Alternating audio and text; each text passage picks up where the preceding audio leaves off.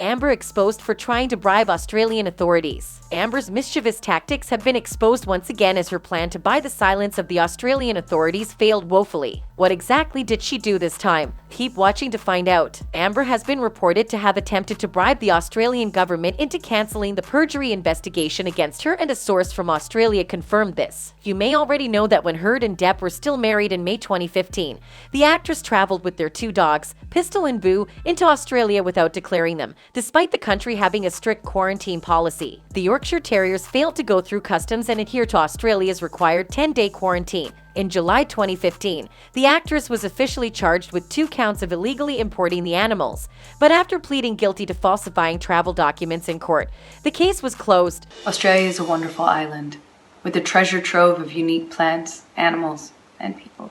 It has to be protected. When you disrespect Australian law, they will tell you firmly. I am truly sorry that Pistol and Boo were not declared. Protecting Australia is important. Now, the case is being revisited and the Australian government is all out to investigate the case of perjury. Trust me, they aren't playing. However, the Australian government isn't the only one up and doing concerning the case. Amber and her team are also striving to kill the case, and we believe one of the ways they try to us is by reaching out to the Australian government to bribe them. Sadly for Amber, the plan failed woefully, and we do hope things don't get terribly ugly for her soon. Besides, we are not in any way surprised at Amber's mischief because the actress has a history of bribery and blackmail. One of which is when Amber blackmailed Depp's former estate manager, Kevin Murphy, into committing perjury on her behalf. The fun fact is it was under the same dog smuggling case. And how are the dogs? Are they good? Yes, they're good, despite attempts by certain rogue, thug Australian government officials.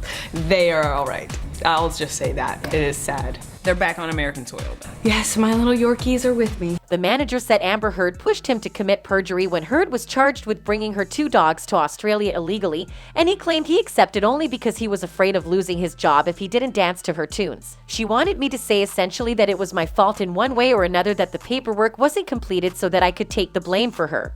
Murphy said he confessed that Heard told him to claim that she didn't know about Australian rules about bringing dogs into the country, and added that Heard threatened him in case he didn't follow the storyline.